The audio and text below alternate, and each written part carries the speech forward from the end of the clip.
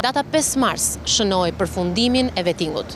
805 magjistrat dhe ndihmës ligjor ju nënshtruan procesit të gjatë të verifikimit të bazuar në 3 kritere, atë të pastërtisë së figurës, pasurisë dhe aftësive profesionale.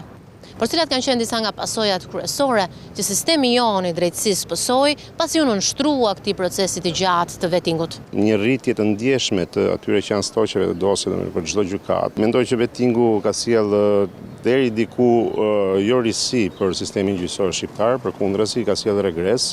Dhe gjyqtarët e rinj dhe prokurorët e rinj shpeshherë, domethënë, janë jo mjaftueshëm të kualifikuar për vendimarrjet e tyre.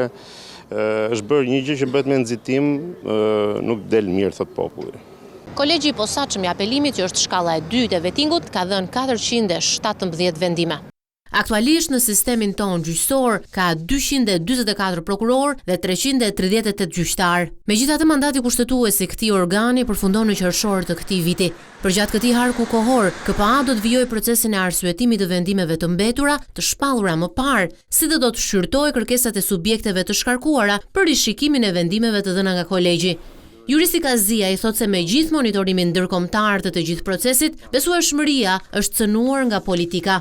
Kush kontrollon kontrolluesit? Vetuesit i vetoi askushi, politika, pra i emëroi, ata kanë qenë të emëruar. Besueshmëria e procesit është cënuar sipas meje, nuk është çështja që ndërkombëtarët bëjnë një proces më të besueshëm. Ndërkombëtarët nuk marrin pasojat e një sistemi.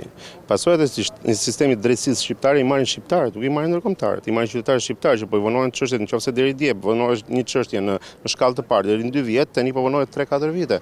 Në apel po vonohet 7 deri në 10 vjet. Tani, më falni, nëse drejtësia nuk jepet në momentin që duhet dhënë, nuk është më një drejtësi e efektshme. Procesi i vettingut ka qenë një nga ndryshimet thelbësore që sistemi jonë i drejtësisë pësoi në vitin 2016, kur u nënshtrua reformës në drejtësi.